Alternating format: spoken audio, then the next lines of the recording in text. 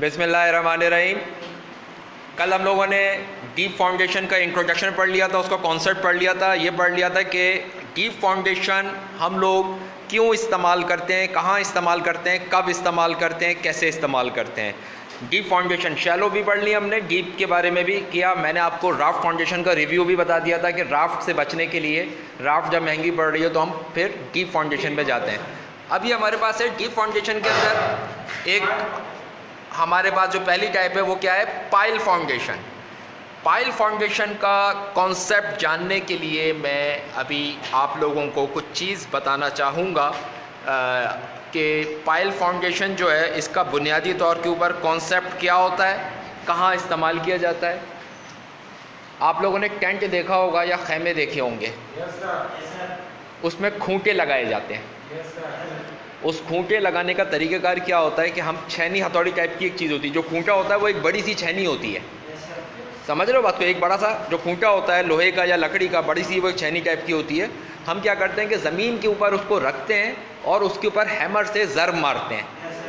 Hammer से हम लोग ज़र्ब मारते हैं तो आप देखते हो कि शुरू में वो जो तुम्हारा खूंटा है वो स्पीड से अंदर जाता है। आपने एक ज़रब मारी वो 1 इंच अंदर गया, दूसरी ज़रब मारी 2 इंच अंदर गया, तीसरी ज़रब मारोगे तो वो आधा इंच अंदर जाएगा, चौथी मारोगे तो वो जो है ना चौथाई इंच जाएगा। फिर क्या होगा कि आप बार बार ज़रब मारते चले जाओगे। जैसे जैसे वो ज़मीन में पेवस्त होता जाएगा तो क्या होगा, ज़मीन में पेवस्त जितना ज़्यादा होगा उसके ज़मीन के अंदर जाने की स्पीड, जो आप हथौड़े से ज़रबे मार रहे हो उस पर, वो स्पीड कम होती चली जाएगी।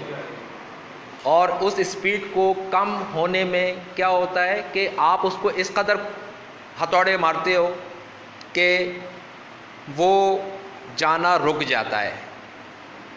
आखिरकार वो जाना रुक जाता है, मज़ीद वो पेवस्त नहीं होता। उसका थोड़ा सा जो ऊपर हिस्सा रह जाता है उसमें आप अपने खैमे का या टेंट का रस्सा जो होता है बड़ा वाला वो बांध देते हो।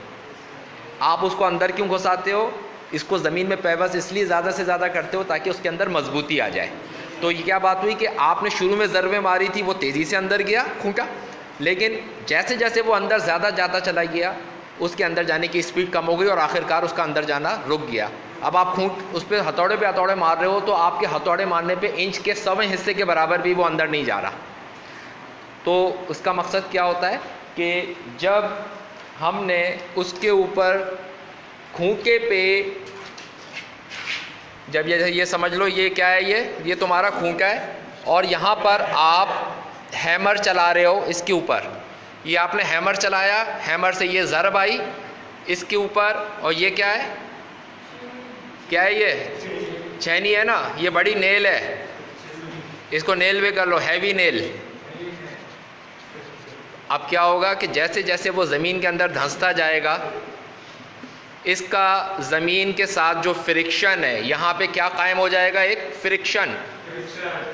तो होगा क्या है कि जब ये फ्रिक्शन जितना ज़्यादा अंदर जाएगा इतना ज़्यादा इसका सरफेस एरिया मट्टी के साथ कांटेक्ट में आएगा, ज़मीन के साथ, और जितना ज़्यादा सरफेस एरिया मट्टी के साथ कांटेक्ट में आएगा इसके अंदर पेवस्त होने की जो स्पीड है वो कम होती चली जाएगी। तो ये क्या कह रहे हैं, ये बेसिकली हम लोग ये बेयरिंग पाइल और फ्रिक्शन पाइल जो बुनियादी टाइप्स हैं पाइल की, इसका ये कॉन्सेप्ट है कि हम इतना गाड़ते हैं कि वो ज़मीन में जाना रुक जाए और फिर मज़ीद लोड पे अंदर ना जाए। तब जब ये मज़ीद लोड पे अंदर नहीं जाता तो हम इसके ऊपर फिर क्या करते हैं, लोड डाल देते हैं, एक्सटर्नल लोड।